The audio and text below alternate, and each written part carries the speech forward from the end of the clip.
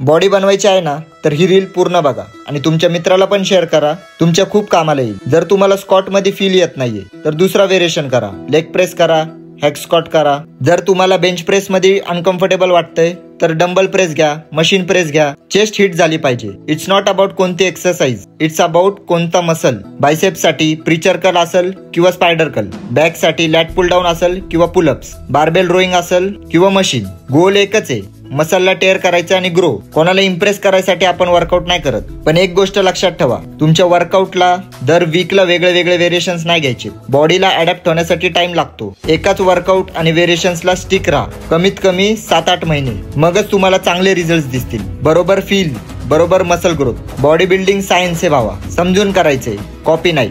जो वर्कआउट तुम्हाला best feel करवतो, जिथं तुम्ही मॅक्स आउटपुट देऊ शकता, तो तुमचा बेस्ट वर्कआउट। एका पर्टिक्युलर एक्सरसाइजला पकडून बसला तर काय फायदा नाहीये। जर तिथून तुम्हाला ग्रोथच येणार नाही, तुम्हाला तो मसलच फील नाही होते, तर उपयोग नाहीये। आणि हो, जस्ट बिकॉज त्या क्रिएटरने एक वर्कआउट पोस्ट केलाय तर तुम्हाला पण तोच करावा लागेल असं काही नाही। तुम्ही क्रिएटर नाही का, तुम्ही पण क्रिएट करा तुमच्या बॉडीसाठी बेस्ट प्लॅन। मी पण एक प्रॉपर प्लॅन तुमच्यासाठी शेअर केला आहे। जर त्यामधला तुम्हाला काही व्हेरिएशन्स तुम्हाला अनकम्फर्टेबल वाटतंय, मसल हिट होतच नाहीये, फील होतच नाहीये, तर सेम मसल टार्गेट होणारे वेगळे व्हेरिएशन्स घेऊ शकता, ते तुमच्यासाठी बेस्ट असेल। नसल समजलं तर मला फॉलो करा आणि ही रील परत बघा।